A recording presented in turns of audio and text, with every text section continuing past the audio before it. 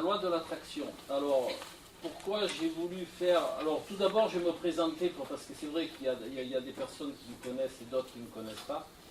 Alors, je m'appelle Alain Arrigui et je pratique les arts anciens et les nouvelles sciences. Donc, les nouvelles sciences, c'est neurosciences, études du microbiote, approche quantique, ouverture sur tout le monde énergétique que l'on a pu découvrir par les nouvelles sciences à l'heure actuelle. Hein. Je pratique aussi quelque chose qui est un petit peu moins connu, mais qui va être très connu dans les années à venir, c'est l'épigénétique. Vous connaissez un peu l'épigénétique, hein?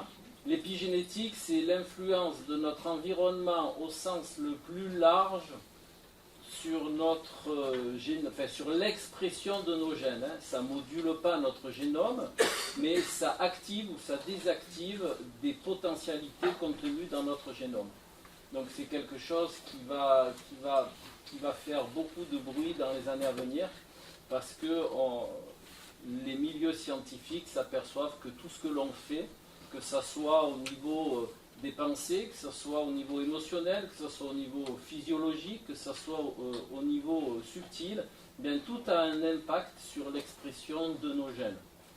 Alors, je vais vous citer juste un exemple. Il y a beaucoup de gens, quand ils ont un gros traumatisme, quelques années après, ils déclarent un cancer, par exemple. Hein.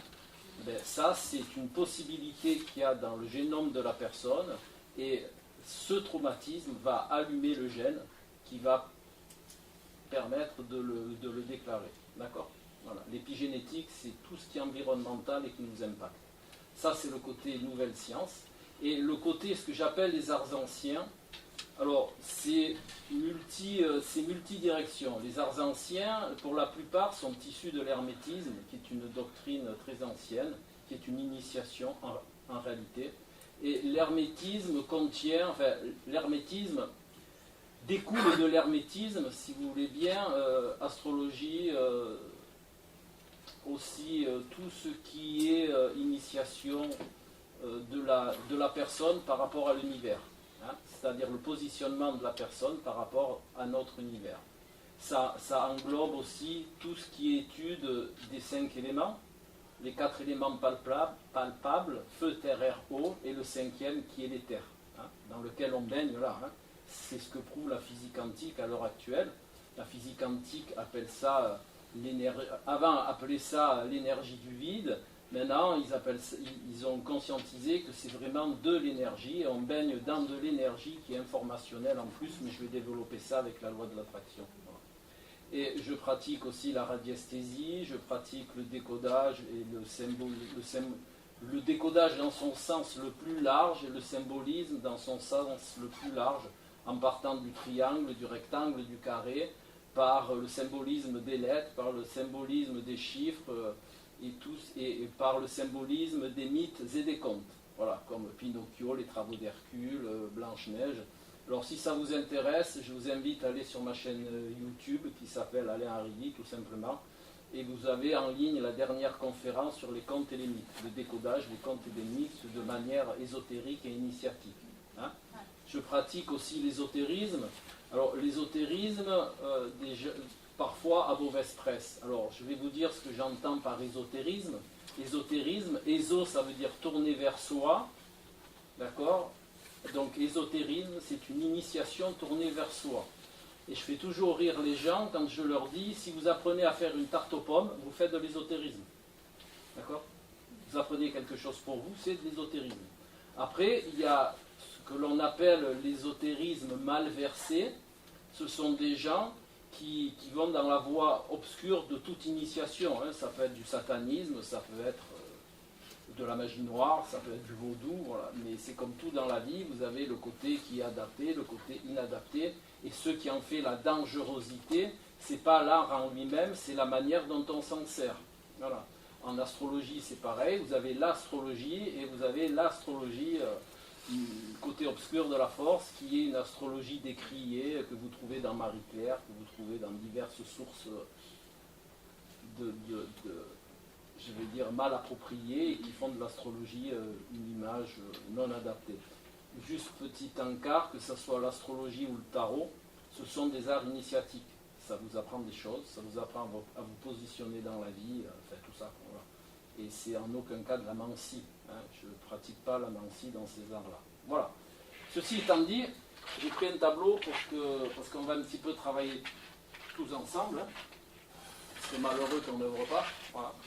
Donc, alors, pour commencer, la loi de l'attraction, c'est quoi? Et là, je vous pose la question. Qu'est-ce que vous entendez, vous, par loi de l'attraction?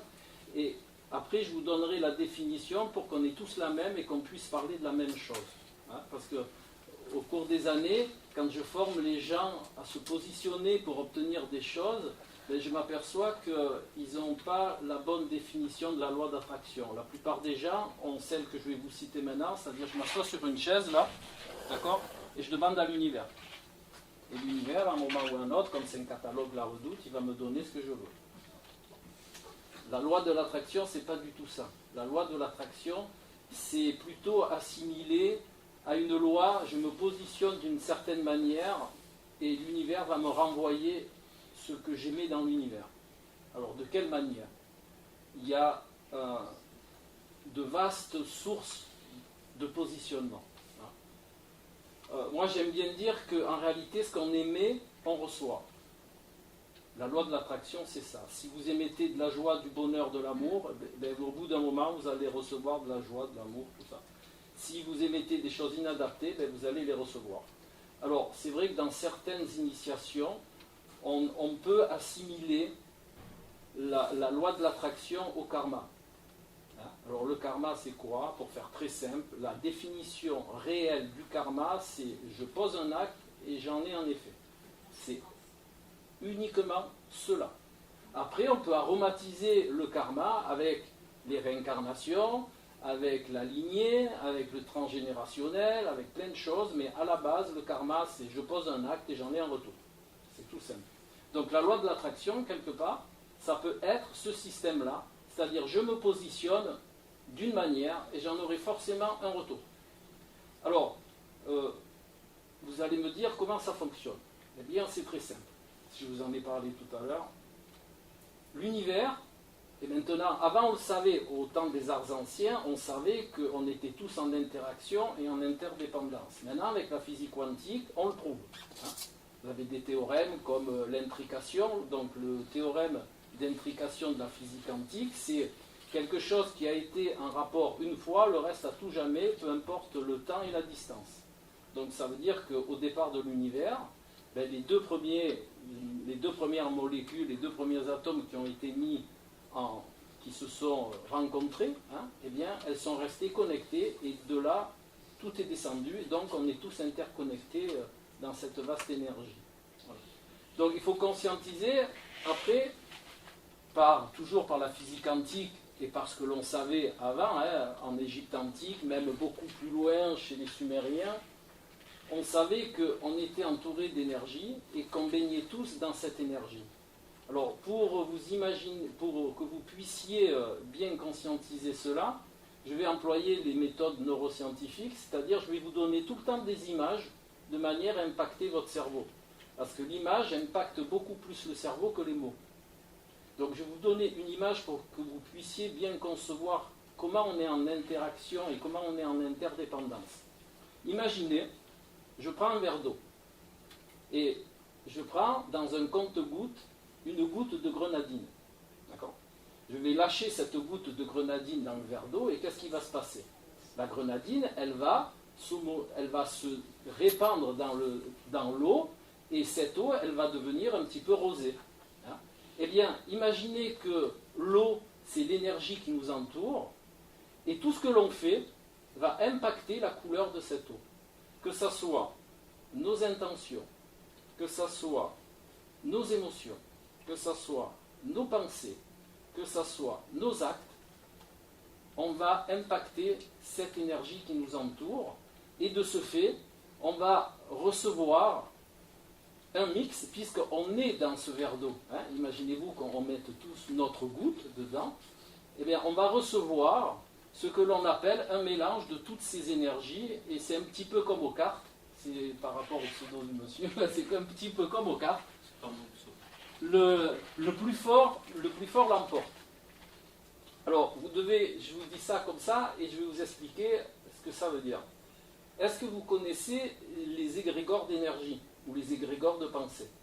Voilà. Alors, un égrégore, c'est quoi? C'est quelque chose de même nature qui s'attire.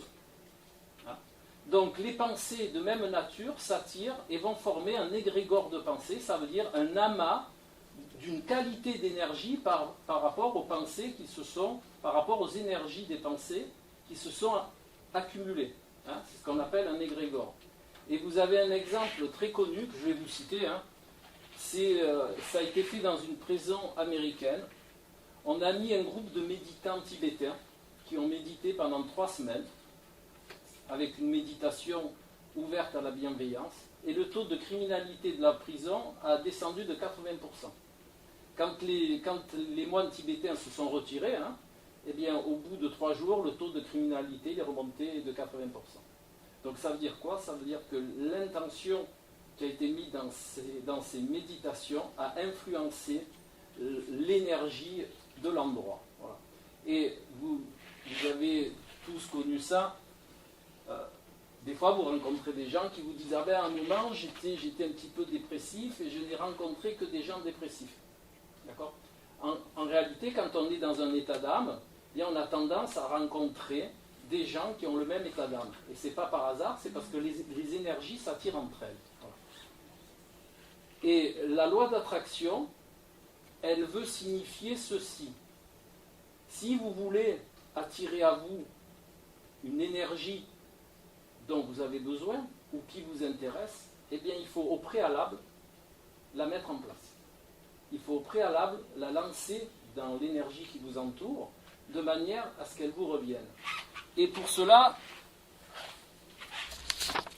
il y a quelque chose que je vais vous lire parce que je ne peux pas le dire aussi bien que ce que cette personne l'a dit. Vous connaissez Max Planck? Ça vous dit quelque chose? Max Planck, c'est le papa de la physique quantique. C'est un prix Nobel. C'est lui qui a mis la physique quantique à jour. Et ce monsieur, il disait que, alors je ne vais peut-être pas tout vous lire, mais il disait qu'il avait consacré toute sa vie à la physique quantique et qu'au bout de sa vie, il a dit ceci: nous devons supposer derrière cette force l'existence d'un esprit conscient et intelligent. Cet esprit est la matière et cet esprit est la matrice de toute matière. Bon, imaginez-vous bien que ce monsieur Planck, c'est vraiment le papa de la physique quantique. C'est lui qui l'a découvert. Et pour qu'il vous dise, lui, qu'on peut, de par notre action, générer des choses, eh bien, c'est quand même important. C'est quand même grandiose qu'un monsieur comme ça, un scientifique pur et dur, parce que c'est un physicien qui est doublé d'un mathématicien et qui est quelqu'un qui a toujours été dans la science pure et dure, peut émettre quelque chose de cette qualité-là. De vous dire, bien, on est tous acteurs et de par notre action, on peut engendrer des choses, des contextes, et on peut arriver à moduler notre devenir. C'est ça ce qui est très important dans la loi d'attraction. C'est pas tellement de recevoir quelque part ce que l'on attend, mais c'est de concevoir que l'on peut, de par notre propre action, engendrer des choses qui vont nous convenir. C'est ça qui est important dans la loi d'attraction. C'est qu'on est créateur de ce qui nous arrive quelque part. Même si c'est difficile à concevoir, moi je fais beaucoup de consultations depuis 35 ans et je vous prie de croire que le retour de consultation, c'est que en réalité, et de mon expérience personnelle, on crée en grande partie ce que l'on vit. Après, il peut y avoir des modulatos, et ces modulatos, ils viennent parce qu'on est tous en interaction et en interdépendance. Donc forcément, les énergies qui sont dispatchées dans ce verre d'eau dans lequel on baigne, eh bien, ils vont être modulés aussi par les énergies des autres. Imaginez-vous que dans ce verre d'eau, il y ait plusieurs égrégores d'énergie. Eh bien, ces égrégores d'énergie, même si elles ne sont pas de même qualité, parfois elles se rencontrent et elles influent entre elles. Et de ce fait, des fois, on peut poser des actes adaptés et en avoir un retour pas tout à fait adapté. Mais si on persévère, eh bien, on aura le retour adapté. Voilà. Maintenant, ce que j'aime bien dire aussi, c'est que pour qu'on puisse poser des actes adaptés, se comporter de manière adaptée, eh bien, il faut quand même que nous, on soit centrés quelque part. Si on fait n'importe quoi, on recevra n'importe quoi. D'accord ? Et pour qu'un être, alors, ce que j'appelle moi un être, c'est l'interdépendance, c'est la combinaison de l'être de matière que vous êtes et de l'énergie subtile qui vous habite. Que vous y adhérez ou pas, ce n'est pas un problème. Je ne suis pas là pour vous convaincre de quoi que ce soit. Je suis là pour vous partager avec vous des informations. Après, de ces informations, vous en ferez ce que bon vous semble par rapport à vos croyances, par rapport à vos concepts. D'accord ? Voilà. Donc, au départ, nous sommes faits de deux parties, la partie matière et la partie énergie subtile. Alors là aussi, vous mettrez le nom que vous voulez dessus, âme, entité, force spirituelle, ce que vous voulez, ça vous regarde. Et il faut bien penser, de toute manière, quel que soit le nom que vous mettez dessus, on est fait de deux choses. Il n'y a pas que la matière. Et M. Planck l'a bien précisé, il y a une force derrière, même si vous voulez simplement l'appeler force, énergie, il y a une énergie derrière qui est liée à la matière. Et pour que l'on puisse se positionner de manière adaptée, pour attirer à soi le meilleur de ce que l'on peut donner, eh bien, il y a trois principes à respecter. Et je vais vous les marquer, comme ça vous les aurez toujours à vue. Le premier principe, si on veut faire des choses adaptées, c'est la connaissance, j'écris pas très bien, de soi. D'accord ? C'est se connaître dans sa réalité. Et non pas se connaître par rapport à ce que l'on croit être.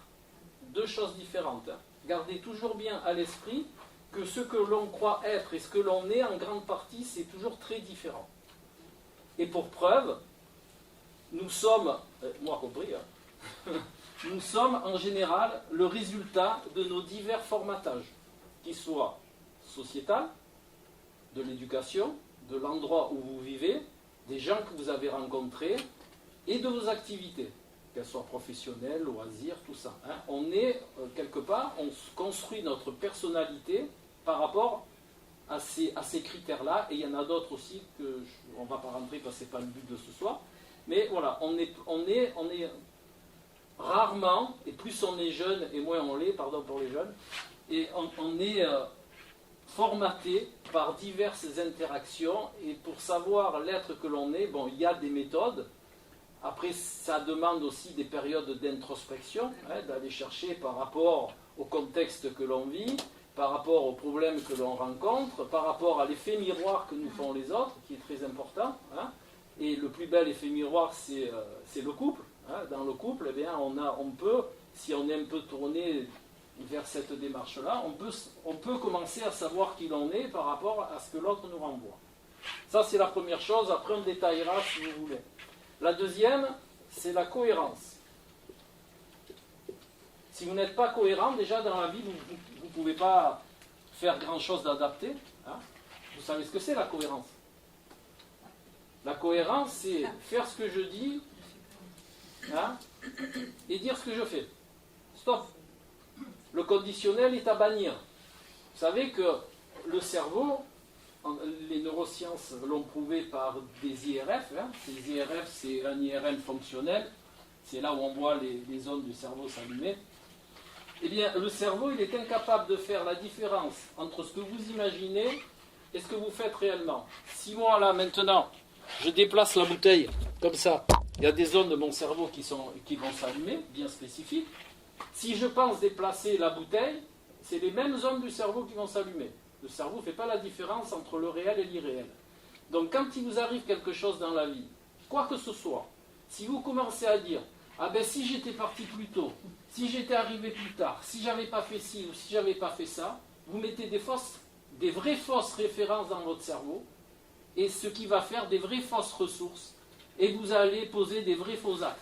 Et forcément, vous allez recevoir en retour des vrais faux actes. D'accord ? Donc la cohérence, mais même dans votre vie de personne, la cohérence est quelque chose qu'il est vraiment utile de travailler, parce que dans nos sociétés, déjà de tout petit, on nous apprend à être incohérent. Et je vais essayer de vous l'imager. quand vous êtes bébé, vous prenez un bébé. Vous avez tous vu des bébés, hein, en gros, ça vous est arrivé. Bon. Mais quand vous prenez un bébé, qu'est-ce qu'il fait un bébé? Il a faim, il pleure. Il a soif, il pleure. Il est fatigué, il pleure. Il veut faire un truc, il veut vous appeler, il pleure. Vous voyez que c'est un comportement cohérent. J'ai quelque chose, je l'exprime. Et nous, qu'est-ce qu'on fait? On a faim, on ne mange pas, c'est pas l'heure. On a sommeil, on ne se couche pas, c'est trop tôt ou trop tard. On ne fait pas ci parce que c'est toujours... Et on apprend, au fur et à mesure des années, à rendre notre cerveau incohérent. Et forcément, de cette incohérence va naître des actes incohérents, et vous allez en retirer, en retour, de l'incohérence. D'accord? Voilà. Et là, le troisième principe, alors ces trois principes, ils sont valables aussi bien pour la loi d'attraction que pour votre vie personnelle, que de votre joie quotidienne et de votre vie en harmonie avec les autres, avec l'univers et avec vous-même. Hein. D'accord? Ces trois principes, ils sont issus de l'éveil des êtres. C'est-à-dire, vous les retrouvez dans toutes les religions. Alors, ce que j'entends religion, c'est philosophie des religions. Ce n'est pas les religions en elles-mêmes. Hein. D'accord? Entendons-nous bien. Vous les trouvez dans toutes les initiations, dans tous les arts anciens et dans toutes les études qui s'intéressent à l'éveil des gens. Hein, que ce soit un petit peu les neurosciences, un petit peu de la psychologie, je préfère la psychosophie, la théosophie, tous ces genres d'approches, eh bien, vont vous initier à ces trois principes-là. Vous les retrouvez aussi en initiation dans les contes et dans les mythes, enfin, vous les retrouvez partout. Et le troisième, c'est l'innocuité. Vous savez ce que c'est l'innocuité? Non? L'innocuité, c'est d'être nocif pour rien et pour personne. Et j'entends par là, au sens très large du terme, c'est-à-dire vous partez de l'univers à vous, et de vous à l'univers, en passant par les trois règnes qui sont sous le nôtre et le nôtre. Hein? Vous savez que dans l'univers, dans notre univers de matière, entendons-nous bien, il y a 4 règnes. Minéral, végétal, animal et humain. Le 5e, c'est une théorie, c'est les êtres d'énergie. Donc comme je n'y suis pas allé et que je ne peux pas vous le dire, mais disons que les quatre de la matière, ils sont sûrs, on les connaît. Voilà. Après, si ça vous intéresse, chaque règne a une fonction. Alors, je vais vous les lister parce que ça fait partie de la compréhension de la chose. Le règne minéral, il travaille sur la géométrie. Si vous regardez des pierres, vous les coupez dans tous les sens et vous verrez que vous retrouverez toujours une géométrie. Et plus vous allez vers le diamant, par exemple, et plus la géométrie est parfaite. Le règne végétal, lui, son but d'apprentissage, c'est la sensibilité. D'accord? Le règne végétal est sensible à tout. À la lumière, au froid, au chaud. D'accord? Il se nourrit de lumière. Donc c'est le règne qui va travailler la sensibilité. Le règne animal, lui, il va travailler l'adaptabilité. Vous trouvez des animaux partout, même à côté des grandes colonnes d'eau chaude qu'il y a dans les abysses, qui sont à 250 degrés, vous trouvez des crevettes. Donc le règne animal, lui, son but, c'est de travailler l'adaptabilité. Et le règne humain, c'est quoi son but? C'est pas de consommer, hein, c'est pas celui-là. Ça, c'est celui qu'on vous fait croire, mais c'est pas celui-là. Le règne humain, c'est de faire le lien entre les énergies subtiles et les 3 autres règnes qui sont sous le nôtre. Alors, quand je dis sous, c'est pas une échelle de valeur. Hein. C'est pas parce que nous, on est mieux que les 3 autres. Hein. C'est pas du tout ça, c'est parce qu'on fait quelque chose de différent. Voilà. Et que par système d'évolution, eh bien, le lien entre le haut et le bas, il se situe dans le règne humain. Mais c'est pas pour ça qu'on est meilleur. Hein. Dans ces démarches-là, on n'est pas dans la notion de valeur, du bien, du mal, et tout ça, ça n'existe pas. On a chacun notre boulot, et on le fait du mieux qu'on peut. Voilà. Donc, l'innocuité, c'est d'être nocif pour rien. Parce que si vous lancez dans l'univers, si vous voulez lancer des actes dans l'univers, et que le soir vous rentrez à la maison par exemple, alors ça va vous faire sourire je pense, mais que vous mangez un bon poulet qui a été élevé en cage, qui est plein de stress et d'énergie inadaptée, eh bien forcément, votre énergie propre elle ne va pas être à 100% de bonne qualité. Donc cette énergie que vous allez lancer dans l'énergie qui vous entoure, eh bien, elle ne va pas être non plus top. D'accord? Parce qu'il faut bien penser que on a chacun des concepts. On est 7 milliards d'êtres humains sur Terre, on est 7 milliards de personnes différentes avec des concepts différents. D'accord? Mais quoi qu'il en soit, qui que l'on soit, eh bien, il est utile de respecter, de travailler, du moins d'œuvrer dans ce sens-là, pour que vous puissiez avoir l'énergie, votre énergie, la plus adaptée possible pour que vous ayez des retours le plus adaptés possible. Parce que des fois, on me pose la question, que ce soit en formation ou quand j'accompagne des gens dans cette démarche-là, on me pose la question, mais des fois je pose des actes qui sont bien et je reçois quelque chose qui n'est pas. Ça vous est tous arrivé. Vous pensez vous être de la meilleure des manières, vous vous comportez en essayant d'être sympa pour votre prochain, de ne pas faire ci, de ne pas faire ça. Et malheureusement, parfois, vous recevez en retour quelque chose, un contexte qui n'est pas sympa. Alors je vous expliquer en gros pourquoi. Il faut prendre en compte que on pense toujours, on pense qu'on fait du mieux que l'on peut, et c'est certainement vrai, mais on a ce qu'on appelle un inconscient qui, lui, n'est pas, si vous préférez, on a des ressources qui ne le sont pas toujours. Alors, je vais vous expliquer juste un petit principe. Déjà, on a deux manières de concevoir les choses. On a le cerveau analytique, c'est-à-dire le cerveau conscient, et on a ce qu'on appelle le cerveau automatique. Ça, c'est l'appellation des neurosciences. Et le cerveau automatique, c'est le subconscient, et le cerveau automatique, c'est le cerveau conscient. Eh bien, peut-être vous le savez, mais c'est toujours bien de le préciser, notre cerveau automatique, il contient 60% de données de plus que notre cerveau conscient. C'est-à-dire que la plupart des choses se passent dans notre inconscient. Et je vais vous donner un exemple. Et ça, je pense que ça vous est tous arrivé. Des fois, vous montez dans votre voiture, vous démarrez, vous arrivez au point B, et vous vous dites, oh putain, par où je suis passé? J'ai pas vu le chemin. Je ne m'en suis pas rendu compte. Et ça, c'est grâce à votre pilote automatique, c'est les ressources que vous avez dans votre cerveau inconscient qui vont permettre cette chose-là. Bien, comme ça vous permet de vous amener d'un point A à un point B sans que vous en rendiez compte, eh bien, vous pouvez émettre des pensées, des intentions, des actes dont vous n'êtes pas conscient et qui vont moduler votre énergie. Vous comprenez ce que je veux dire? Voilà. Et il est aussi donc utile de moduler son cerveau inconscient. Et vous allez me dire, mais comment on fait? Alors, il y a des techniques, je ne vais pas toutes vous les citer, je vais vous en citer quelques-unes. Il y a un outil que l'on appelle le décodage des mots que l'on emploie. Les mots que vous employez vont être l'image de votre état émotionnel, de votre état d'âme et de votre compréhension des choses.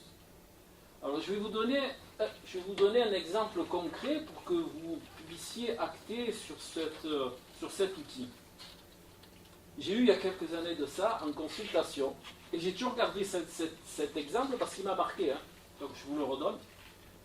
J'ai eu une personne, pendant la consultation, elle me disait toujours, ah là j'ai fait une faute, ah là j'ai fait une faute, ah ben là j'ai encore fait une faute, d'accord? Et dans notre inconscient, dans notre formatage, pour nous, la faute est synonyme de punition.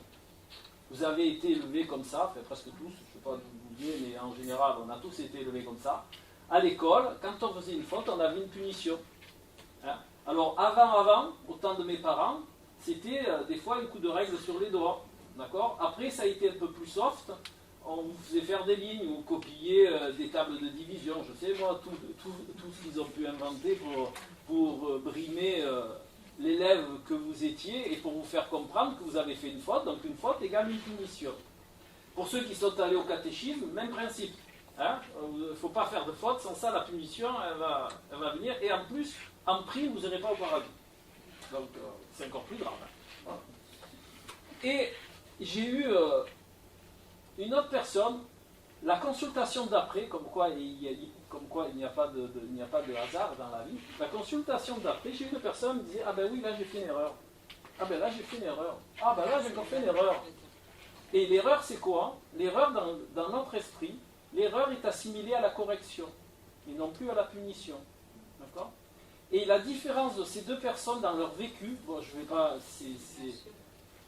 comment on dit, c'est privé, mais ces personnes dans leur vécu, eh bien elles n'ont pas vécu du tout les mêmes contextes. Il y en a une à qui il arrivait beaucoup de problématiques, de santé, morale, elle était un petit peu à tendance dépressive, et l'autre, eh bien, son but c'était toujours de corriger. Elle était pleine d'allant, elle était pleine d'énergie. Et je l'ai rencontré après, pas ces gens-là, mais j'ai rencontré les mêmes processus chez d'autres personnes. C'est juste pour vous dire que des fois on a des conditionnements inconscients qui vont, et le mot est choisi exprès, qui vont nous pourrir notre énergie. Et il y a donc un système, c'est d'écouter, de décoder les mots que l'on emploie. Alors là, ce que je vous ai dit là, c'est simple, c'est pas très compliqué.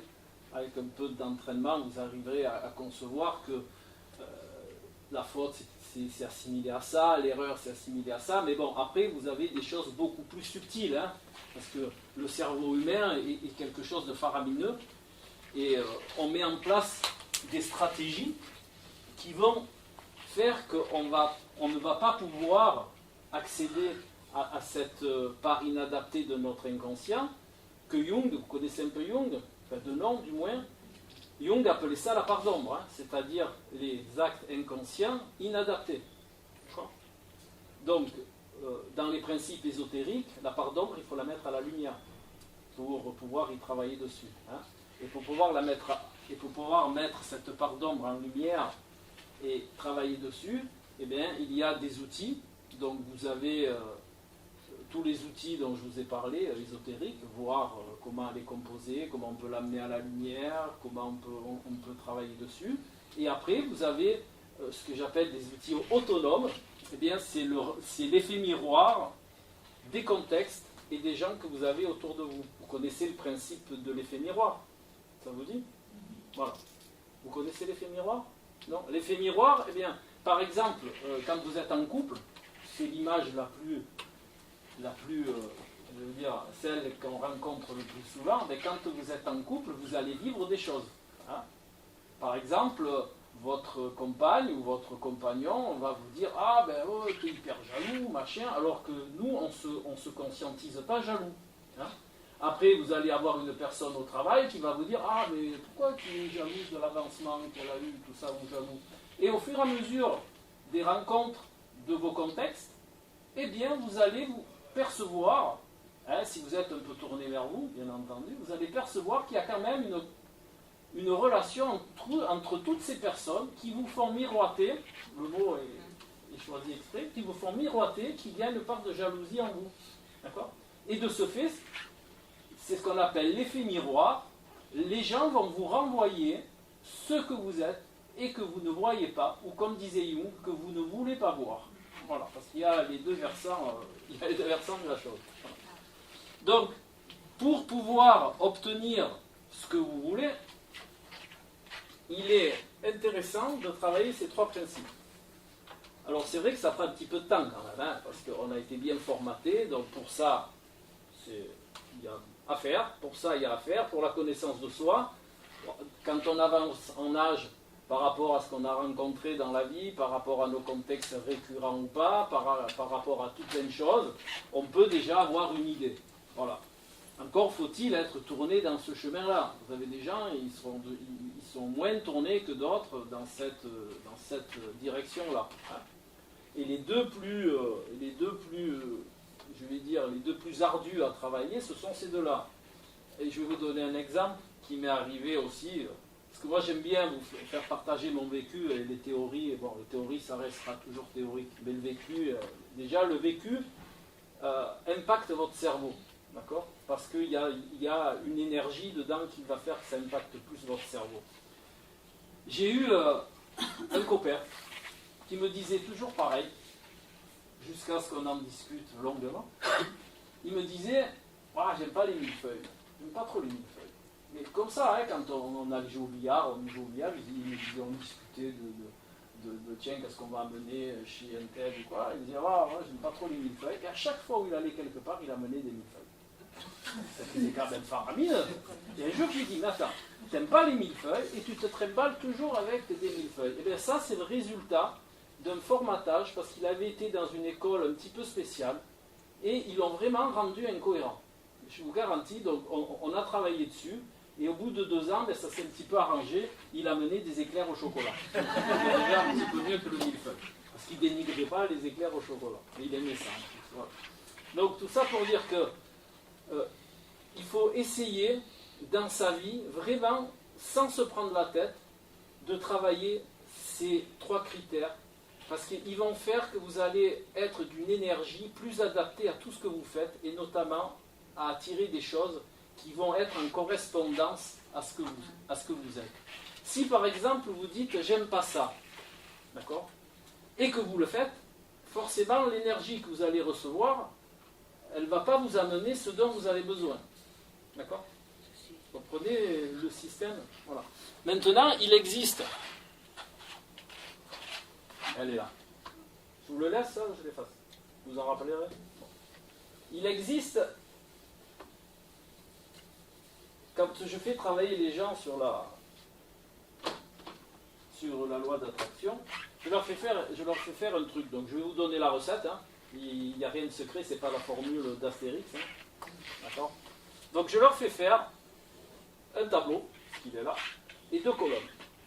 Dans une colonne, je leur dis, vous marquez ce que vous ne voulez pas.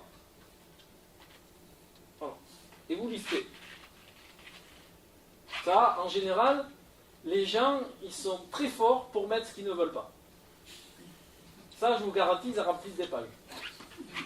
Par contre, quand vous mettez dans cette colonne ce que je désire, ben vous avez beaucoup de gens, au mieux il y a 3 lignes, et souvent il n'y a rien. Alors, je m'entends, ce que je désire, c'est pas gagner le loto, c'est pas acheter une Rolls ou je sais pas quoi, ou c'est pas acheter une maison avec 3 fenêtres, hein, d'accord ? C'est ce que je désire au fond de moi. Là, à ce niveau-là, pas là, hein, à ce niveau-là, là, le ressenti, tout ça, là, voilà. Eh bien, il y a beaucoup plus de choses ici que là. D'accord ? Donc, il y a, ça c'est la première évaluation. Quand vous avez marqué ce que vous ne voulez pas, eh bien, essayez de marquer pour vous apprendre à accéder à vos désirs, le contraire de ce que vous ne voulez pas par une formule positive. D'accord ? Si par exemple, vous êtes célibataire, hein, et que vous désirez rencontrer quelqu'un, hein, eh bien, vous allez par exemple marquer, moi, je ne veux pas rencontrer quelqu'un de jaloux. D'accord ? Voilà. Eh bien, en face, il faudrait marquer quelque chose dans le genre, je veux rencontrer quelqu'un avec qui je puisse m'épanouir. Vous voyez ? Une formulation positive, hein, et sans mettre ici, par exemple, je veux rencontrer quelqu'un qui n'est pas jaloux. Parce que votre cerveau, il va acter 2 fois jaloux. Et forcément, l'énergie que vous allez envoyer, ça va être l'énergie de la jalousie. D'accord ? Donc, il est très adapté de mettre quelque chose qui va engendrer une bonne énergie. Voilà. Par exemple, je vous donne un deuxième exemple. Là, comme ça sera un petit peu. Vous allez dire, par exemple, vous allez dire, je veux rencontrer quelqu'un qui ne boit pas. C'est possible. Pas. C'est mieux. Voilà. Eh bien, en face, vous allez marquer, je souhaite rencontrer quelqu'un, je désire rencontrer quelqu'un qui prenne soin de sa santé. Et le cerveau, il va acter santé. Il ne va pas acter boire. Hein? Si vous mettez en face, je veux rencontrer quelqu'un qui ne boit pas, ça ne va pas fonctionner. Il faut toujours une formulation positive et qui engendre, de par les mots, une belle énergie. D'accord ? Donc vous allez marquer, je désire rencontrer quelqu'un qui s'occupe de sa santé. Voilà. Quand vous avez fait ça, pour bien acter ça dans votre cerveau, pour que votre cerveau, ça l'impacte, eh bien vous allez Alors j'aime bien ce mot, hein, mais c'est ce qui m'a toujours fait rire. Moi, comme j'aime bien rire, vous allez bouffer tout ce qui est inadapté, rayé, quoi, hein, barré, si vous voulez, hein, voilà. Et le fait de barrer, mais vous le barrez pas, vous le barrez en conscience, c'est-à-dire vous prenez votre stylo, vous lisez et vous barrez. Mais ça va faire la même chose dans votre cerveau. Vous allez acter cette manière de faire, et votre cerveau, ben, chaque fois que vous allez voir le mot jaloux, boire ou alcoolique ou ce que vous voulez, suivant ce que vous avez marqué, eh bien ça va impacter votre cerveau et ça va quelque part moduler cette ressource. Hein, c'est ce que je vous disais tout à l'heure, on en est toujours à l'impact de l'image dans le cerveau. Et ça impacte vos ressources dans le côté inconscient. Hein, le fait de regarder quand on barre, eh bien ça impacte par l'image. Et l'image est beaucoup plus puissante.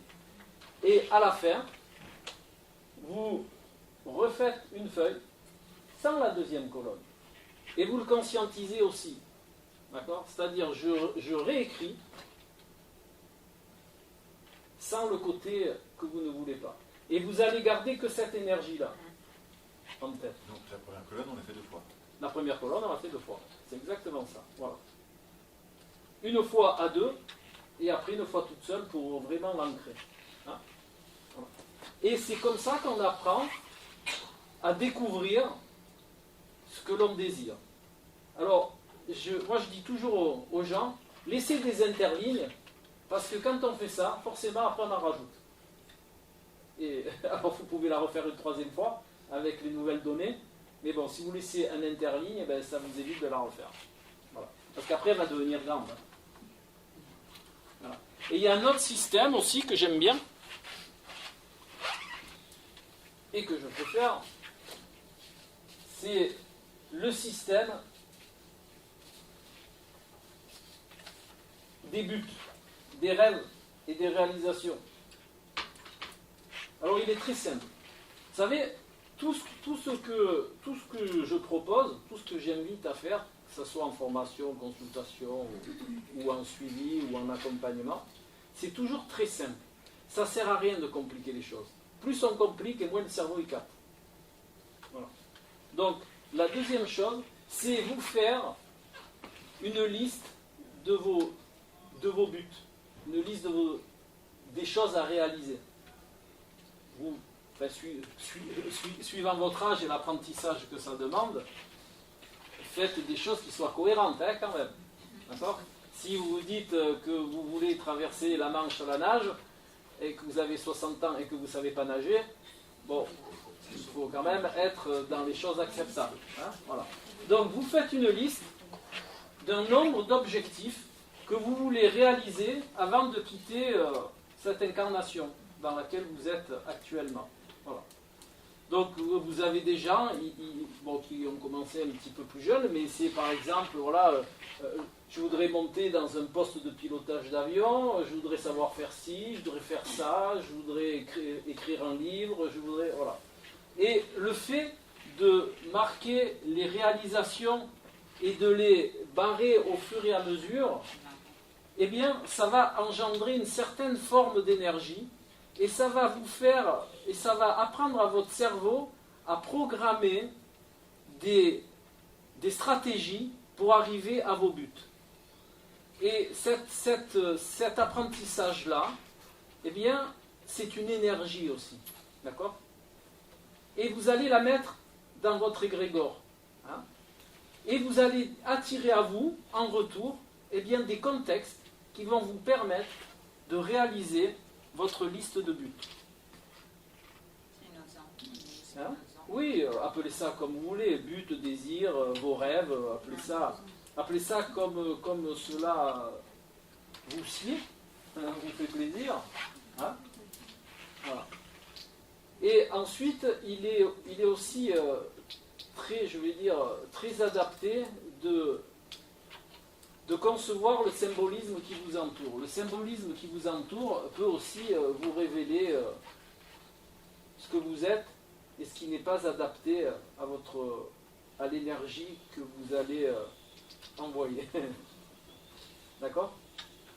Alors, qu'est-ce qu'on appelle le symbolisme? Le symbolisme, Jung en a parlé, et puis bien d'autres en ont parlé. Le symbolisme, c'est tout ce que vous rencontrez dans votre vie. Vous avez des gens qui, en consultation, me disent, ben moi, au cours de ma vie, quand je pars en vacances, ou quand je fais des X activités, eh bien, je vois souvent des croix, ou je vois souvent un certain oiseau, ou je vois souvent une certaine forme géométrique. D'accord? Après, c'est à vous à être un petit peu focus, et puis à regarder ce que vous avez rencontré dans votre vie, et ce qui vous interpelle, ou les rêves. Hein? Vous avez des gens, ils font très souvent le même rêve. Eh bien, tout ça, ce sont des symboles, hein, ce sont des indices qui vous sont donnés par votre inconscient afin de réaliser quelque chose, ou de conscientiser quelque chose, ou de mettre quelque chose en place. Alors moi, j'ai un petit jeu que j'aime bien, que je fais faire pour que les gens comprennent. Vous savez tous ce qu'est le Graal. Hein? Alors on va faire un petit jeu. C'est quoi le Graal? C'est le calice qui a recueilli le sang du Christ. Voilà. D'accord. Donc, le Graal,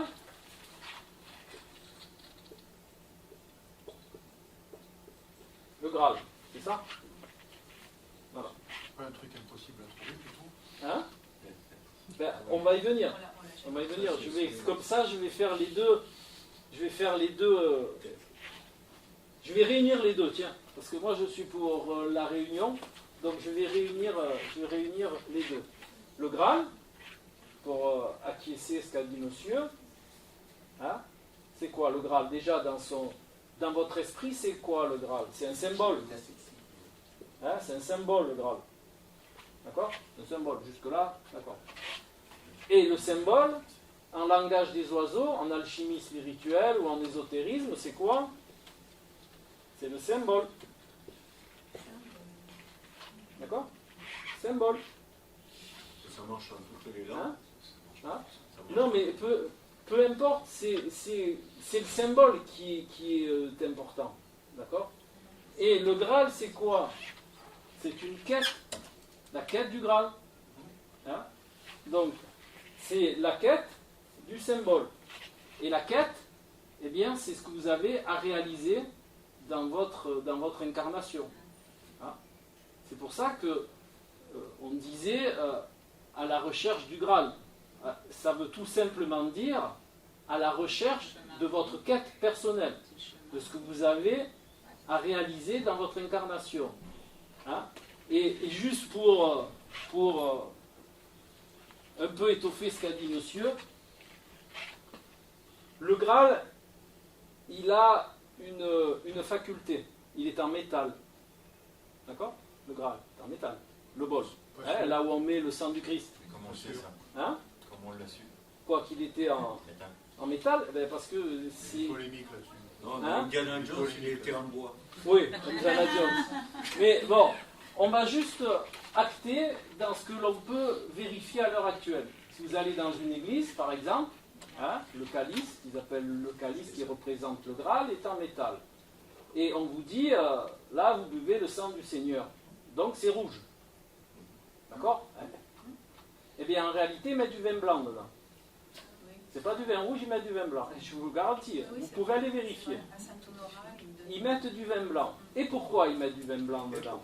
Parce que l'énergie de la lumière, comme on est dans quelque chose qui représente la lumière, eh bien, l'énergie de la lumière dans ce calice en métal fait que le liquide que vous mettez à l'intérieur, il est rouge.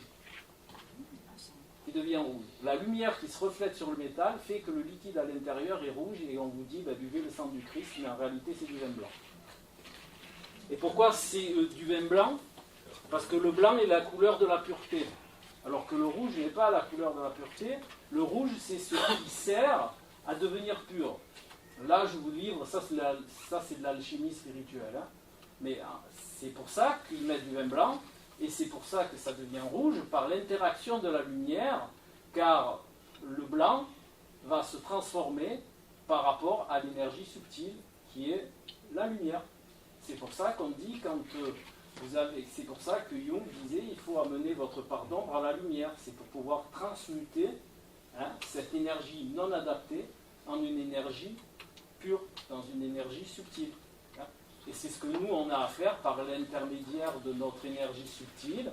On a amené la matière à une vibration beaucoup plus subtile. C'est notre rôle de quatrième règne. Voilà, dans une certaine démarche. Voilà. Et juste pour finir sur ce sujet-là qui va vous permettre de concevoir la loi de l'attraction, la loi de l'attraction, elle fonctionne aussi d'une autre manière en résonance au règne. C'est pour ça que des fois ça ne fonctionne pas. Et je vais vous l'expliciter encore avec une autre image que j'aime bien. C'est l'image de l'orchestre philharmonique. Vous savez tout ce que c'est un orchestre philharmonique. Voilà. Un orchestre philharmonique, il est construit de plusieurs entités qui vont jouer ensemble et qui vont faire une mélodie plus ou moins harmonieuse. Voilà. Eh bien nous, on est impacté dans notre loi de l'attraction par le même principe. On est tous des entités uniques et on va apprendre à se connaître, on va apprendre à trouver l'être que l'on est de manière individuelle. D'accord ? On va chacun faire notre vie, apprendre ce que l'on a à apprendre dans cette incarnation-là, au même titre que les joueurs que les musiciens d'un orchestre philharmonique qui vont apprendre leur instrument, qui vont s'entraîner tout seuls et qui vont travailler sur leur instrument seuls, de manière à ce que, quand ils se retrouvent ensemble, eh bien, la quintessence de leur apprentissage va permettre d'avoir un ensemble harmonieux. Eh bien, nous, notre évolution, notre but de l'être, c'est d'arriver par notre travail personnel à faire évoluer l'ensemble. D'accord ? C'est-à-dire que par notre recherche intérieure, par la qualité de notre énergie, que l'on va travailler à titre individuel, eh bien, ça va faire avancer l'énergie globale du règne humain, qui en même temps donc, va tirer les trois autres règnes vers le haut. Vous comprenez l'image ? Vous la saisissez ? Eh bien, pour la loi d'attraction, c'est pareil. Des fois, on travaille personnellement, on pose des actes adaptés, et parfois, ça ne fonctionne pas à 100%. Des fois, ça ne fonctionne pas du tout. Eh bien, parce que l'ensemble des personnes qui sont impactées dans notre entourage, eh bien, ne sont pas aussi bons musiciens que vous, et ça va impacter l'ensemble. D'accord ? Au même titre que si vous êtes beaucoup à être très bons musiciens, ça va impacter ceux qui le sont moins, et vice-versa, ça fonctionne aussi. D'accord ? Donc, avez-vous des questions jusque-là qui vous... Moi, j'avais entendu dire qu'il fallait... J'ai entendu dire, et j'ai pratiqué, donc toujours parler au présent. Oui, moi, mais ça... Envie, ces jeux, comme si on se formule déjà, comme si on s'imagine déjà dans la situation. Ça, c'est vrai que ça acte mieux quand on parle au présent. Alors, il y a... C'est gentil de m'ouvrir la porte, Muriel. Il y a aussi un principe qui est très, très facile à retenir, c'est chaque fois où on dit « je vais essayer », c'est se donner la porte ouverte pour ne pas faire. D'accord ? Alors que si vous voulez faire quelque chose dans votre vie, il faut dire « je fais », pas « je vais faire ». C'est « je fais », là, de suite. Et pas « je vais faire ». Ou « si je fais », ou « peut-être ». Parce que ça, c'est la porte ouverte à ne pas faire. C'est fait exprès. C'est votre cerveau pour se faire plaisir. Il se dit, bon, ben voilà, je vais pas... soit on n'a pas, soit on ne se sent pas, ou soit plein de choses. Et on dit, eh ben, je vais essayer. Et vous êtes sûr que les gens qui vous disent, je vais essayer, ils ne font pas. Ça, c'est acté. Hein, c'est comme les fumeurs, je vais essayer d'arrêter de fumer. Ça ne marche pas. Voilà. C'est j'arrête. J'arrête. Je pose, j'arrête. Voilà. D'accord ? Avez-vous d'autres questions ? Les trois coups. Ça m'a énormément étonné parce que quand vous avez dit que la connaissance de soi est moins importante que les deux autres. Ah non, j'ai pas dit ça. C'est- J'ai voilà. dit la connaissance de soi, on la travaille plus facilement. D'accord. Les deux autres, c'est déjà un petit peu plus. Il faut vraiment être tourné vers soi. Il faut vraiment avoir des retours pour aller dans la cohérence. Il faut vraiment avoir déjà l'information que l'on est incohérent. D'accord? Parce que c'est vrai que quand on est structuré incohérent, eh bien, on ne s'aperçoit pas qu'on est incohérent. C'est comme mon collègue, si on n'avait pas été plusieurs à lui dire, écoute, avec tes millefeuilles, tu nous un petit peu, hein, il ne s'en serait pas aperçu, il aurait continué ça pendant 30 ans. D'accord? Jusqu'à ce que l'effet miroir lui fasse prendre conscience qu'il y avait quand même un petit problème à ce niveau-là. Alors c'est vrai que la connaissance de soi, on y est plus tourné. C'est plus facile parce qu'il nous arrive des problématiques, et un jour ou l'autre, à force qu'il nous arrive des problématiques, eh bien, on va peut-être se poser la question, au bout d'un moment, pourquoi? Et encore, pourquoi, c'est pas la bonne question. Je vous rassure que pour tous les gens qui sont, et ça c'est au bout de 35 ans de consulte, j'ai eu le temps de l'expérimenter, tous les gens qui cherchent à comprendre pourquoi il leur arrive quelque chose, ça ne fonctionne pas. Parce que pourquoi est axé au contexte. Et le contexte, c'est pas forcément la source. Moi, je vous invite, chacun fait comme il veut, moi je vous invite, quand il vous arrive quelque chose, quand vous avez une problématique, c'est de vous dire qu'est-ce que ça me renvoie. Et pas pourquoi. Qu'est-ce que ça me renvoie. Et là, vous aurez une ouverture plutôt pour aller vers la source. D'accord? Qu'est-ce que ça me renvoie? Vous allez chercher qu'est-ce qui a fait que vous vivez ça. Parce que le pourquoi, ça ne sert pas à grand-chose. Voilà. Ça, c'est dit, je suis content d'avoir vu. Merci. C'est bien pour ça que la liste des incapacités est plus grande que des capacités. Ben, en réalité, la liste des capacités, je vais dire, de ce que l'on ne veut pas, est plus grande que l'autre côté, parce qu'on sait souvent ce que l'on ne veut pas, mais on ne sait pas ce qu'on veut, en réalité. On est aussi beaucoup conditionné par ces blocages Ben, bien sûr. problématiques. Bien sûr. C'est ce qu'on appelle, après je vous laisse, c'est la suite, mais merci. La suite, c'est qu'on est impacté dans notre loi de l'attraction par toutes nos croyances limitantes. Et je dirais même plus par toutes nos croyances, qu'elles soient limitantes ou pas. Hein, parce que toute croyance empêche l'ouverture sur autre chose. De par Quelle principe. différence avec la méthode Coué, par exemple? Alors, la méthode Coué, la méthode Coué, non, la méthode Coué, je ne suis pas, je suis pas à 100% persuadé parce qu'elle est plus dans dans l'extrapolation. Hein? Ça marche pas. Non, ça marche pas. Vous savez, si moi je me dis demain je vais sauter 1m80 au saut en hauteur, ben, j'ai beau me le dire, me le persuader, si je fais que ça fonctionne pas. Enfin, je vous dis, hein, moi la méthode Coué, pour moi, ça fonctionne pas. Voilà. Maintenant, fait avec autre chose, ça peut aider. Hein, la visualisation mentale, et pour ça, je vais vous expliciter. Je suis un ancien sportif de haut niveau, et quand j'étais à sport-études, tout ça, on avait pris l'exemple de ce qui se passait dans le plus grand centre de tennis en Russie. D'accord? Eh bien, en Russie, les tennisman, pendant 3 ans, ils ne touchaient pas une raquette. Ils ne touchaient pas une raquette. Ils visualisaient le coup parfait, mais mentalement. D'accord? 3 ans. Pendant 3 ans, ils ne touchaient pas. Donc, ils passaient tous les coups, toutes les techniques, machin, et après, ils prenaient une raquette.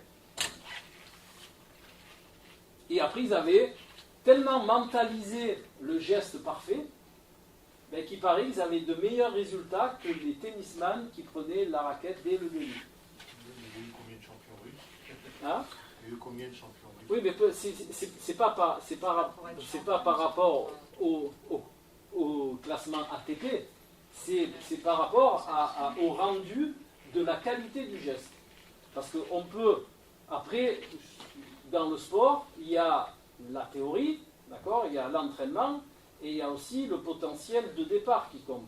Hein, d'accord? Moi, j'ai fait beaucoup de sport dans ma vie, et par exemple, sur un marathon, j'ai toujours été limité par mon potentiel, et pourtant je m'entraînais même peut-être plus que d'autres. Mais ils avaient un potentiel, ce qu'on appelle nous dans le jargon un moteur plus important que le mien.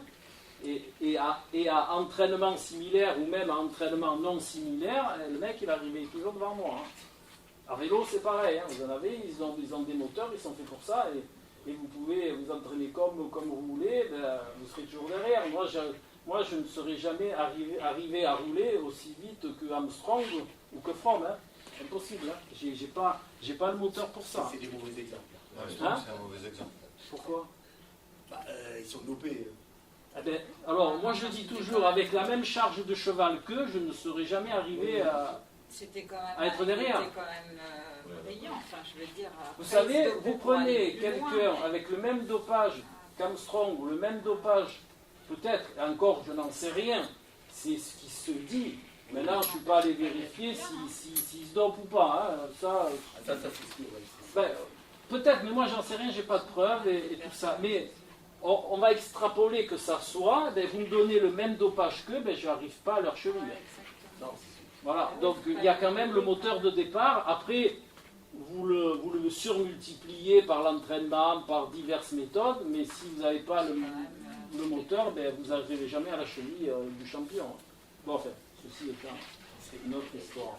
Par rapport à moi qui fais du yoga, quand on a des soucis en yoga, on nous demande de mentaliser Oui, justement. oui, bien Ouais, sûr, la et, mentalisation, et c'est on bien. arrive à assouplir de la Ouais, même mais c'est façon sûr. et tout, parce que pour X raison, on ne peut plus faire telle Mais ou c'est telle- sûr, mais ça s'adresse pas à la même chose. Quand on visualise un muscle et un tendon qui s'étend, il y a une relation, pour dire de nous à nous. D'accord, on est en rapport avec nous. Et ça fonctionne, puisque nous, on le faisait en judo. On s'entraînait, et après, on mentalisait notre mouvement, et en plus, on regardait des films encore après pour pouvoir bien tout acter. D'accord, voilà. Mais la relation que l'on a avec nous-mêmes et la relation que l'on émet, elle est un petit peu différente. Hein? Vous avez d'autres questions? Non? C'est bien. C'est très bien. Donc, si vous avez tout compris. Voilà. Donc, alors, pour continuer, il y a aussi les émotions qui sont importantes. L'état émotionnel où on se trouve. Hein? Les émotions sont aussi porteuses d'énergie, hein, au même titre que les mots. Et suivant votre état émotionnel, sans vous en rendre compte, ben, vous pouvez moduler votre énergie, vous allez lancer dans cet éther et vous allez en retirer un retour qui va être adapté à cette énergie. Alors là je vous ai dit le mot éther parce qu'en réalité, ésotériquement, l'énergie qui nous entoure c'est l'éther. Et pour que vous puissiez bien comprendre, vous connaissez un peu les éléments, ça vous dit quelque chose? C'est les 4 éléments. Les 4 éléments? Ouais, l'eau, la terre. Voilà, l'air, feu, terre et eau, pour voilà. faire simple. Hein. D'accord. Feu, terre et eau. Voilà. Et ce qui fait que ces 4 éléments puissent être en interaction entre eux, eh bien c'est le 5e, c'est l'éther. Voilà. L'éther, c'est toute cette énergie qui nous entoure et c'est ce qui permet à ces 4 éléments-là de pouvoir être en interaction. Et un autre petit système pour se connaître, pour ceux qui sont tournés vers cette voie-là, vous pouvez faire de diverses manières votre dominante dans les éléments et par rapport à cette dominante, vous saurez un petit peu là où vous êtes plus adapté et là où vous êtes moins adapté. Hein. Par exemple, des gens qui ont une dominante terre, eh bien, ils vont être un petit peu plus dans la matière, ils vont être beaucoup plus impactés par le monde matériel que des gens qui sont très hauts ou très airs. Hein. Ceux qui sont très hauts, eh bien, ils vont être impactés par tout ce qui est émotion. Hein. Ce sont en général des gens qui sont très sensibles, qui sont très émotifs, qui sont très tournés vers les rêves, qui rêvent beaucoup d'ailleurs. Hein. Et les gens qui sont très airs, ce sont des gens très cérébraux, hein, qui pensent toujours ce qu'on appelle le petit vélo dans la tête. Hein. Ce sont des gens qui aiment communiquer, ce sont des gens qui lisent beaucoup, ce sont des gens qui aiment bien partager, tout ça. Hein. Et les gens feu, les sportifs, Les gens feu, c'est ceux qui aiment bouger, c'est ceux qui aiment être actifs. Hein. Ça, c'est au niveau, je vais dire, au niveau de la matière. Après, au niveau spirituel, le feu, c'est tout ce qui va vous permettre de vous transmuter. Hein. Par exemple, en alchimie, le principe de l'alchimie, c'est de brûler quelque chose pour en faire quelque chose d'autre. Hein. Donc c'est ce qu'on appelle la calcination en alchimie, c'est par le feu. Hein. La terre en alchimie, c'est ce qui est apparenté à l'œuvre noire. L'œuvre noire, c'est tout ce qui est en germination chez nous, hein, et qui n'est pas à la lumière. L'air, hein, l'air à un niveau plus subtil, c'est le mental, c'est le haut mental, c'est ce qui va permettre la compréhension des mondes subtils, hein, la compréhension par exemple de l'âme, des démarches spirituelles. Hein. Et l'eau, en énergie plus subtile, l'eau, c'est ce qui va faire que vous allez être tourné vers un chemin, vers une voie initiatique, quelle qu'elle soit, que ce soit la philosophie bouddhique, que ce soit la philosophie dans son thème général, d'accord ? Et l'éther au niveau spirituel, c'est ce qui va permettre que vous puissiez rentrer en interaction avec toute cette énergie-là, et c'est ce qui va permettre aussi que vous puissiez la partager. Hein.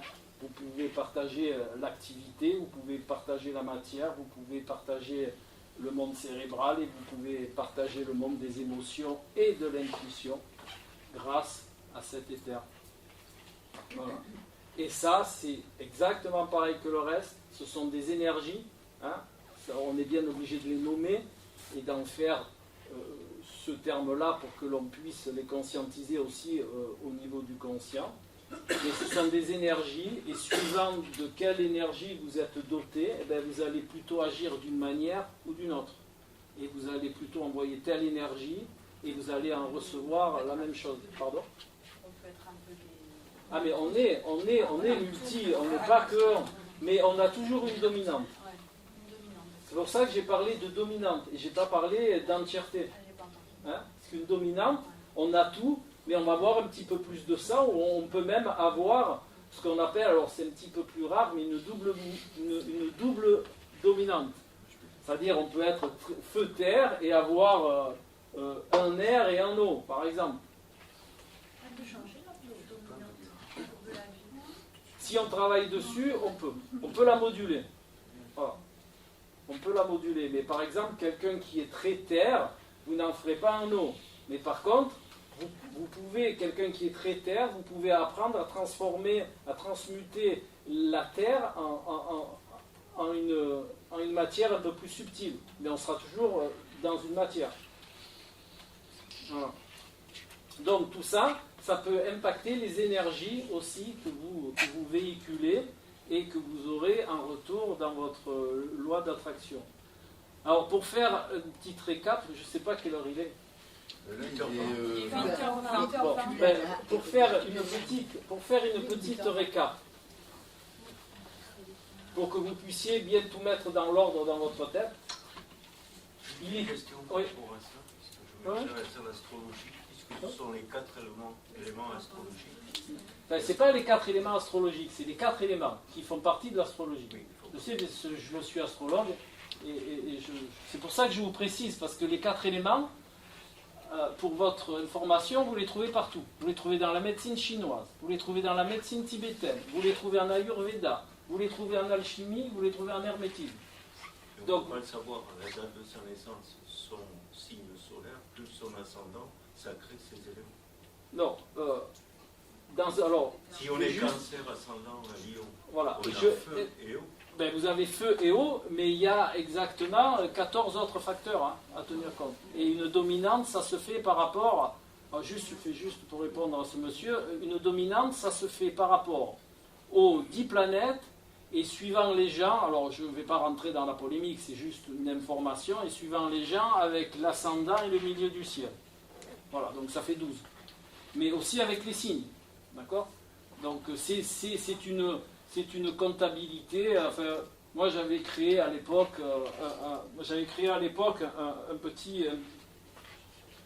un petit papier où on listait les différents facteurs et après on faisait l'addition des différentes points qu'il y avait dans le thème et on trouvait la dominante.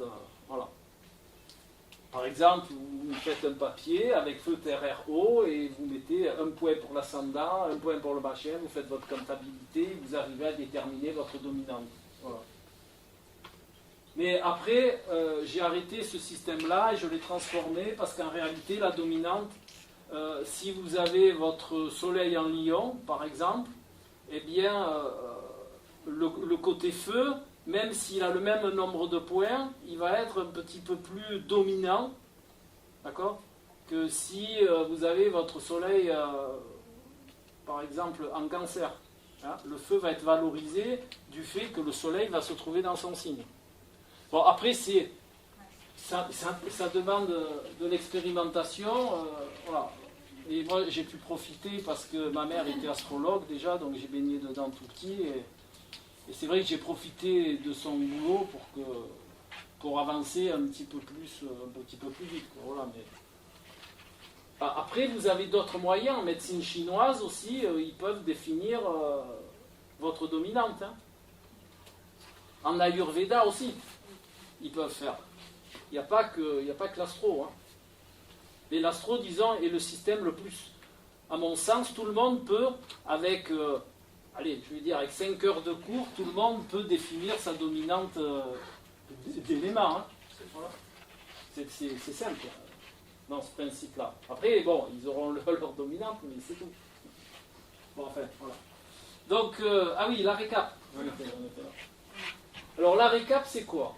La récap, c'est de travailler les 3 principes, de manière à être le plus en adéquation avec l'univers qui nous entoure. Hein. Parce que, juste un petit truc aussi que je voulais vous dire, qui est quand même très important pour concevoir tout ça, c'est que, alors je ne dis pas pour vous spécialement, hein, mais c'est toujours intéressant de le savoir, c'est qu'on n'est pas dans l'univers, on est une partie de l'univers. Et tout ce qui touche l'univers nous touche. Ça, c'est important de le conscientiser parce qu'on ne le conscientise pas assez. On se pense toujours sur la Terre, mais ne faisant pas partie de la Terre. D'accord? Sans ça, on ne ferait pas ce qu'on fait. On ferait plus attention à notre environnement si on conscientisait vraiment qu'on est une partie de cet environnement. Je vais vous donner un exemple. Quand on sait qu'on fait partie de cet environnement, imaginez-vous, hein, vous n'allez pas prendre un marteau, mettre votre doigt et vous filer un grand coup de marteau sur le doigt. Parce que vous savez que le doigt, il vous appartient, il est à vous, c'est vous le doigt. Ça n'empêche pas de le faire. D'accord? Ça n'empêche pas, mais moi je ne le ferai pas. Après, vous pouvez le faire, si ça vous fait plaisir de vous massacrer les doigts, c'est votre problème. Eh bien, si on faisait pareil pour la planète, hein, de conscientiser que la planète c'est nous, et que nous on est la planète, eh bien on n'irait pas se pourrir. Enfin, du moins pas tout le monde. Voilà, d'accord? Après, vous avez des gens, ils sont incohérents, ils sont ci, ils sont là, et ils arrivent à se faire du mal, à fumer, boire, outre mesure. Et ça, ce sont des gens qui n'ont pas la conscience que eux, c'est eux. Vous comprenez ce que je veux dire? Parce que quand on a la conscience que nous, c'est nous, eh bien, on ne mange pas n'importe quoi, on ne boit pas n'importe quoi, on se dit ça aux jeunes. Hein? Et dire ça aux jeunes. Non, mais je ne le dis pas à vous, c'est juste une réflexion pour bien acter que l'énergie, elle est aussi faite de ça. Vous savez, il y a un monsieur qui malheureusement est décédé, qui s'appelle Émile Pinel. Émile Pinel était un prix Nobel aussi, d'accord, et qui a mis à jour que la nourriture, elle n'est pas seulement, qu'elle nourrit pas seulement au niveau de la matière. C'est un prix Nobel hein, de biologie, c'est pas un monsieur, c'est pas un ésotériste, hein, pour ceux qui sont un peu dans le chemin scientifique. Hein. C'est un prix Nobel de biologie. Mais ce monsieur, il avait mis à jour que la nourriture, elle ne nous nourrit pas seulement au niveau de la matière, c'est-à-dire glucides, protides, lipides. D'accord? Que la nourriture avait la faculté de nous nourrir au niveau énergie aussi. Pas au niveau énergétique de la calorie, mais au niveau énergie. Hein? Et vous avez ça, et vous avez une deuxième chercheuse qui est aussi décédée, qui s'appelle Jacqueline Bousquier et qui a mis au point, qui a démontré la théorie des champs, la théorie des champs de mémoire. C'est-à-dire que chaque fois où on ingurgite quelque chose, eh bien l'énergie dont est porteuse ce que l'on mange, eh bien elle sac en nous. Et maintenant, on commence à peine à reprendre ses travaux et on commence à peine à conscientiser que quand on mange par exemple des poules en cage, eh bien on ingère leur stress. Et c'est pour ça que ça influe sur notre propre énergie. D'accord ? C'est le même principe que les œufs.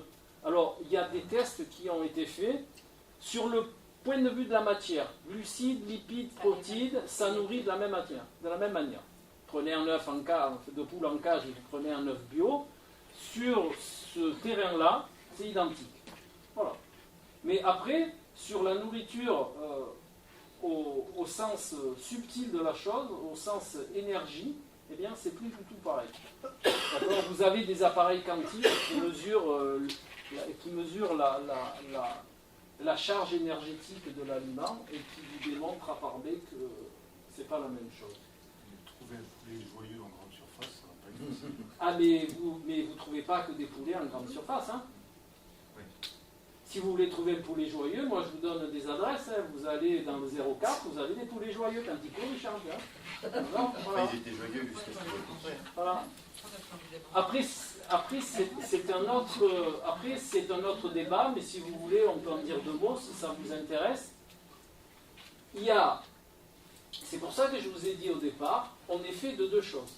On est fait d'énergie subtile et de matière. D'accord ? Il y a une chaîne alimentaire qui a toujours existé dans l'univers et qui n'est pas, je vais dire, illicite. Hein ? C'est-à-dire que depuis qu'on est sur Terre, l'être humain il mange. Les animaux mangent et chacun se nourrit à son niveau. Voilà. Ce qui est anormal, c'est la manière dont on se procure de la nourriture. Voilà. Et je vais vous donner un exemple.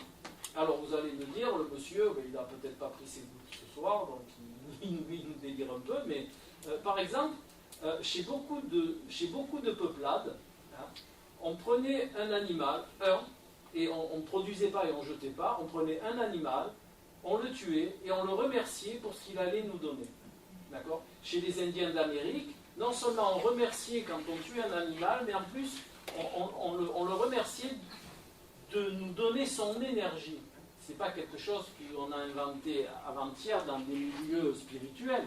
C'est des choses qui existent depuis très longtemps. Le problème à l'heure actuelle, c'est qu'on maltraite pour pouvoir nous se nourrir. Et ça, c'est pas normal. Parce qu'il y a beaucoup d'expériences qui sont faites et on pourrait nourrir même 10 milliards d'êtres humains si on faisait les choses correctement. Et on ne manquerait pas de nourriture. Là, ce qui fait qu'on manque de nourriture, c'est parce qu'on ne laisse pas la nature refaire les choses comme elle devrait les faire. On la sèche, la nature. Hein, d'accord ? Si vous voyez un chalutier, quand il rentre avec son poisson, et le nombre qu'il jette avant que ça soit donné aux grossistes, c'est inimaginable. Le poisson qui est un peu cassé, le poisson qui est un peu ci, le poisson qui est un peu là, on jette tout. Voilà. Et on garde que vraiment ce qui est... Présentable. Voilà, C'est pareil avec les fruits et légumes. Non, mais c'est pareil, mais c'est pareil partout. Et c'est ça qui n'est pas normal. Alors qu'il y a des expériences qui sont faites en permaculture qui vous démontrent à part B que en plus, on n'a pas besoin de pesticides, parce que si vous mettez certaines haies qui entourent certaines cultures, eh bien, vous n'avez pas des problématiques, bon, je ne vais pas vous faire un cours sur la permaculture, voilà. Mais si on faisait les choses comme elles doivent être faites, on n'aurait pas tous ces problèmes. Et je vais même vous dire mieux. Souvent, on me dit, ah oui, mais monsieur, vous oubliez une chose, c'est qu'on ne peut pas revenir au temps des hommes préhistoriques, on ne peut pas revenir avant parce qu'on a évolué. Oui, on a évolué. Et je suis tout à fait d'accord, moi, d'acter l'évolution technologique. Mais si on s'en sert de la bonne manière, c'est comme l'argent. L'argent peut être une belle énergie, tout dépend comment on s'en sert. D'accord ? Et bien là, c'est exactement pareil. Vous pouvez faire de l'agroalimentaire de la bonne manière et vous pouvez le faire pour que certains, bon, chacun fait ce qu'il veut, mais pour que certains actionnaires s'en mettent plein les poches. Et je vais vous faire un scoop. Et comme normalement on peut rester en contact, et vous allez voir, en 2020, c'est bientôt, hein, c'est dans quelques semaines, en 2020, on va voir une triple conjonction qui va se passer dans le ciel astral au niveau mondial. Hein, vous allez avoir une triple conjonction entre Pluton, Saturne et Jupiter. Voilà, et ça va se passer durant l'année 2020. Eh bien, moi, je vous fais un scoop. Durant l'année 2020, le pouvoir de l'argent, c'est ce qu'on appelle la plutocratie et oligarchie, eh bien, il va être exponentiel. Et non seulement il va être exponentiel, mais on va essayer de vous faire avaler qu'on va faire des réformes de tous les côtés pour votre bien-être. Voilà. Eh bien, je vous donne un rendez-vous fin 2020, et vous me direz si ce que je vous dis là, ça ne s'est pas passé. Voilà. Moi, je ne vois pas la différence avec aujourd'hui. Hein? Je vois pas la différence. Eh bien, vous verrez en 2020 la différence. Mais je veux dire, le fait qu'on vienne nous dire qu'on fait les choses pour notre bien, c'est pas nouveau. Hein. Non, mais là, ça va être exponentiel avec Jupiter qui passe. On va vous faire croire, vraiment, ça va être 2020, ça va être une époque charnière. On va vous faire croire qu'on fait beaucoup de réformes. Et en réalité, ces réformes, comme Jupiter il va passer sur Pluton aussi, ben, ces réformes, elles vont être uniquement faites pour engranger encore plus de profits pour ceux qui tiennent la planète, c'est-à-dire l'oligarchie régnante. Voilà, mais bon, ceci c'était juste un petit Il reste exemple. 12 minutes. Justement, Pour les 2 minutes. 12 minutes Ah, pour 12 le minutes. récap. Voilà. Donc, petit récap. J'aime bien faire des petits, ça me plaît bien. Bon, donc petit récap.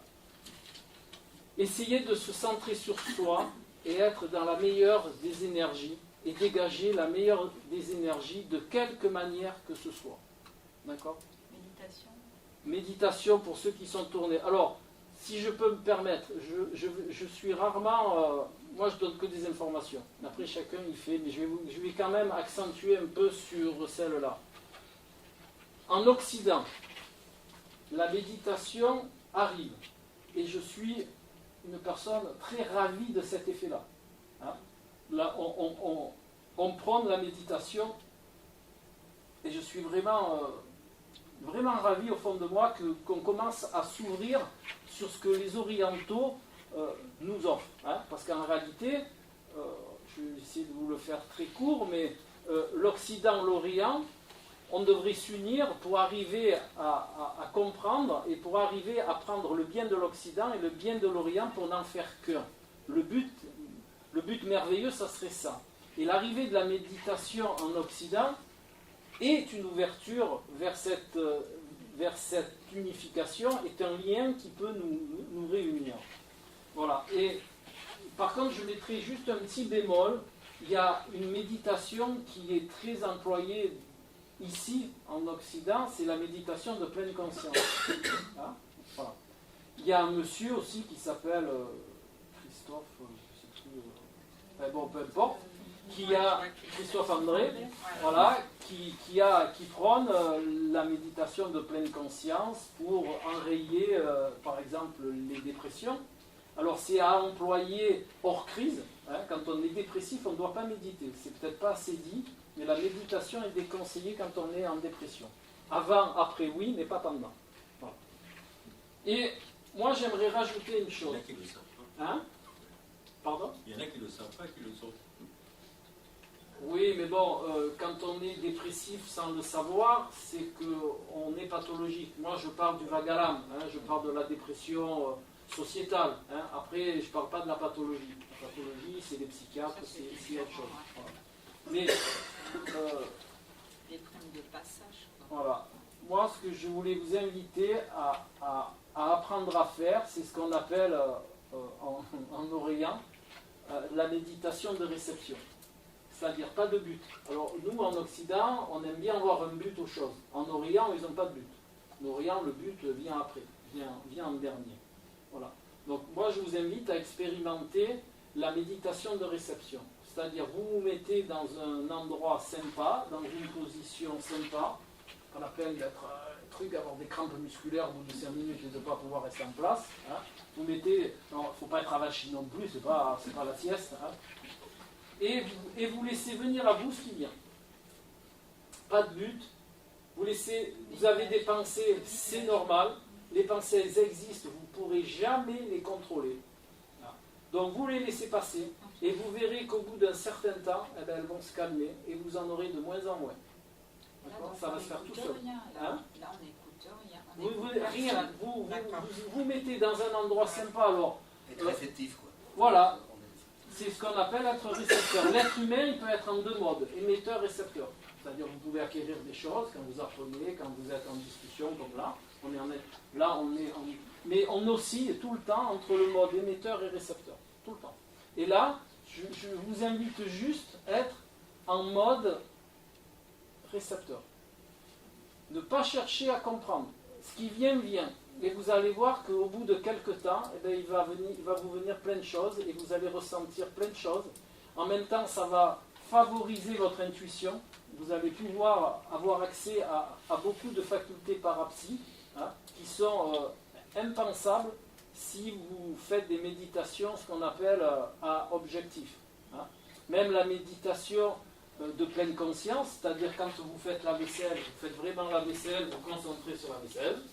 Quand vous faites, je ne sais pas, moi, quand vous écrivez, vous vous concentrez sur l'écriture, ben ça demande un focus.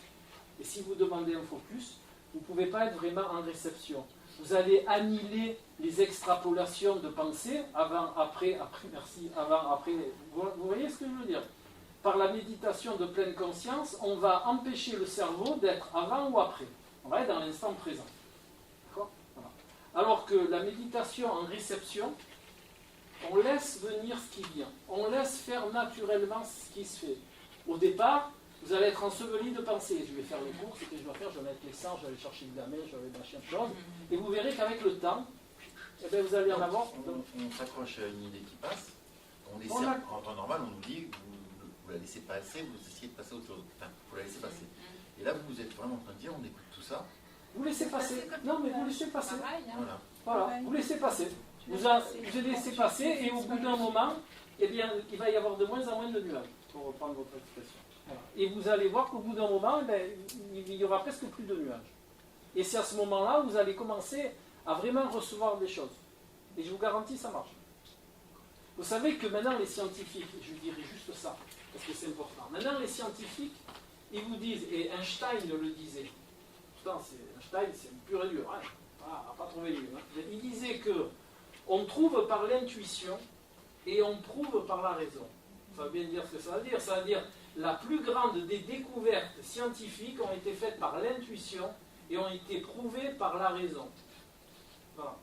Donc mieux que ces gens-là, et ce n'est pas le seul, je peux vous en citer 3 cohortes de personnes vraiment scientifiques qui vont vous dire, mais et vous savez pourquoi ? Et ça c'est reconnu, parce que quand notre cerveau il ne peut plus, quand notre conscient, notre système analytique ne peut plus, qu'il est saturé, eh bien, il déconnecte, et vous avez accès à votre intuition, et c'est par l'intuition que vous trouvez. D'accord ? Voilà. La méditation dont vous parlez, un certain temps, c'est-à-dire il faut rester. Pendant combien de temps on le fait ? Est-ce qu'il faut le répéter souvent ? Alors, en méditation, vraiment, si vous vous lancez dans la voie de la méditation, il n'y a pas de temps. Ça vient de soi, ça vient de là. Je ne sais pas comment vous expliquer. Tous les jours, une fois par semaine, 1 heure. À choisir, il vaut mieux 5 minutes par jour que 3 heures le samedi. Hein. La méditation, c'est une espèce de synchronisation. Si vous préférez, vous pouvez le voir comme ça, une synchronisation avec l'univers. On se synchronise avec l'énergie. On se recentre sur toi. On peut le faire. Chacun le voit à sa manière. On peut pas, c'est pas une recette de cuisine, mais ce que je veux simplement vous dire, c'est de rester en récepteur. C'est tout. Voilà. Vous restez tranquille et tout va se faire. Vous savez, ça c'est naturel chez l'homme. Hein. Nous, en Occident, on n'est pas très habitués au moment de repos, ce qu'on appelle au pause. Hein. En Chine, de partout, vous voyez, il y a des moments, ils prennent stop. Dans la journée, c'est stop. Voilà. Ben, nous, ça en Occident, on ne fait pas. Et c'est sûr qu'on sature. Il y a un neuroscientifique que j'aime bien qui s'appelle Pierre-Marie Ledo. C'est vraiment un grand neuroscientifique. Il a sorti une expression qui me plaît beaucoup et je vais vous la partager. Il dit que nous, en Occident, on est en infobésité. D'accord ? Ça veut dire que- Voilà. Ça veut dire qu'on a de l'information à profusion et qu'on en est gavé. Et notre cerveau, il en est saturé. Mais c'est pas pour ça qu'on l'exploite. Voilà, en plus. Et en plus, on n'exploite pas les informations qu'on reçoit. Donc, ce genre de méditation, ça va vraiment vous permettre de poser et d'avoir accès à beaucoup de choses qui sont à l'intérieur de vous et dont vous n'avez pas C'est un conscience. rendez-vous avec soi-même. C'est ça, c'est un rendez-vous avec soi-même. Être émetteur, puisqu'on est l'univers, donc vous avez un adage de la table d'émeraude qui dit ceci, ce qui est en haut est comme ce qui est en bas, et comme ce qui est en bas est comme ce qui est en haut. Vous avez dû tous un peu l'entendre parler.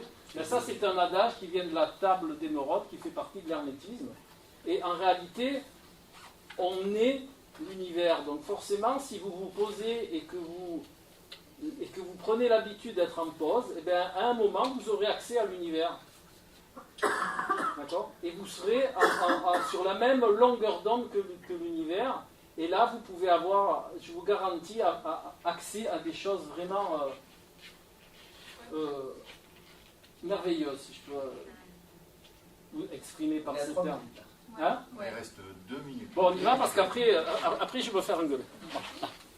Bon, en attendant, je vous remercie de votre participation et de votre écoute.